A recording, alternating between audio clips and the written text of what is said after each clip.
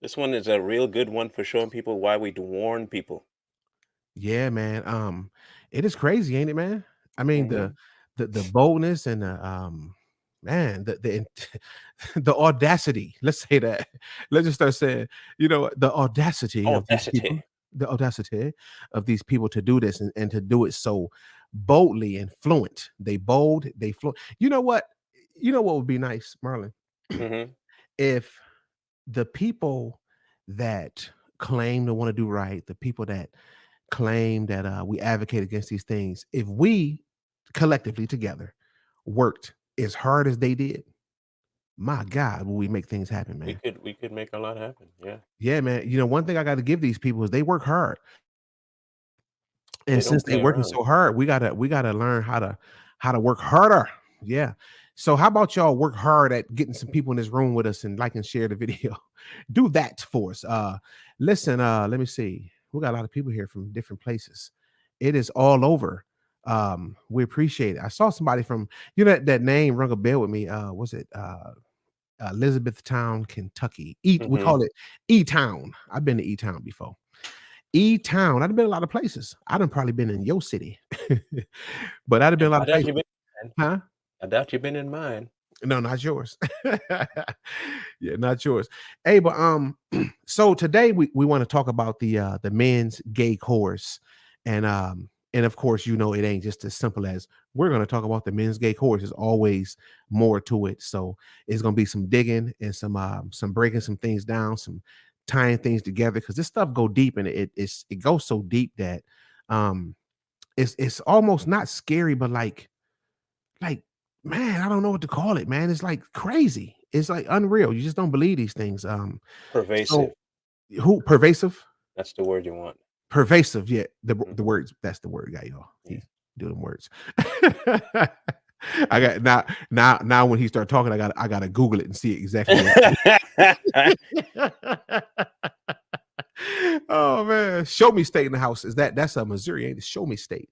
Um, so Marlon, Mhm. before we start, I want to ask you a question. And Yeah. this is be a surprise, a shocker for you. I wrote it down. Let me see if I can read it. So we're gonna talk about obviously we're gonna talk about these cartoons and the cross dressers. Cross dressers gonna come up. Quiz. Mhm. Do you know? Yeah. Do you know? Oh, you do? No. I was like, "Oh, yeah, what's the Yeah. question?" What year? What year? Oh no, when did the first cross dresser appear? Show up on the scene? Um, the first one that ever got any real traction and popularity is what I would go with, not necessarily the first one that ever showed up. Wrong. No, I was about But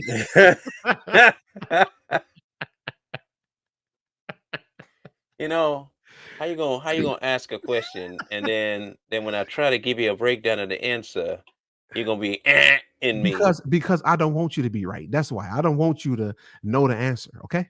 You understand? Well, I don't want to know the answer neither. But What you do? 1967, 1967 was one of the first recorded times that you can see an actual cross-dresser in comics, and it was a person called Princess Sapphire in the Princess Knight saga. Um, Granted, it was a manga type deal with the Japanese animation stuff, but it did act as a precursor to a couple other shows that people may have heard of. One in being Steven Universe.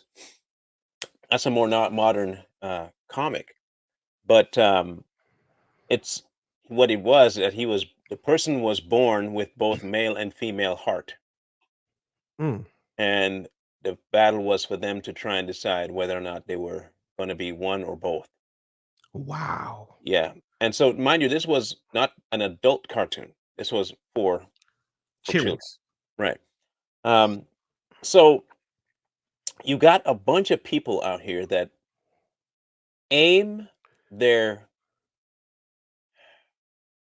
their perversion at children.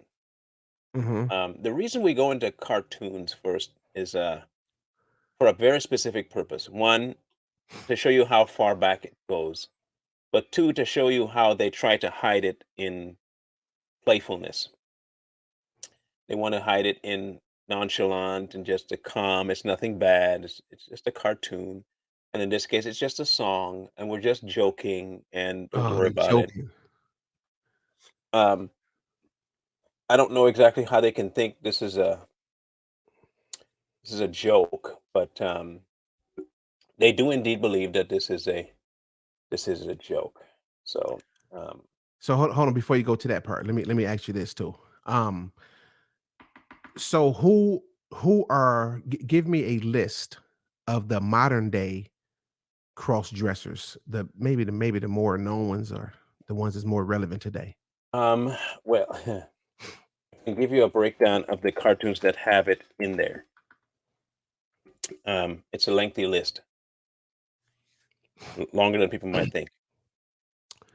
I'll start off with one that people might have their kids watch and never understand what's actually taking place in it. Peppa Pig Peppa Pig. has a gay and cross-dressing character in there. As I mentioned, Steven Universe. Sailor Moon. I grew up watching Sailor Moon and never caught it. Mm, Cow and Chicken. Cowboy Bebop. Ready for this one? Pokemon. Pokemon. Yeah. Blues Clues. Wait, Pokemon is a cross dresser? Pokemon has a gay and cross-dressing character in it. Wow, man, I gotta get back on the cur I gotta call my babies. Y'all been watching Yeah. Blue's Clues? Let me Blues find out. Clues, Futurama, Dragon Ball, Man, The Simpsons, My Little Pony, My Little Pony. Doc McStuffins. That's a one with a little black girl that wants to be a doctor. The Oh, Legend of her Korra. too? They got her too? Yeah. Oh, Legend of Korra, Voltron, Superman the animated series, World of Gumball. All Pokemon, not old or new, wow. from the very first iteration. If you remember correctly in Pokemon, the enemy with the cat, the brother, he's gay. Mm. I'm still stuck on Doc McStuffins one. yeah, the little black girl. Yeah. You know, it's crazy because I saw her one day and I was like, you know what, I'm gonna let my kids watch her. But I just never, I don't know, I didn't think nothing of it, didn't never get back around. And I'm glad I didn't. It's No. almost it's almost like, man, you know what?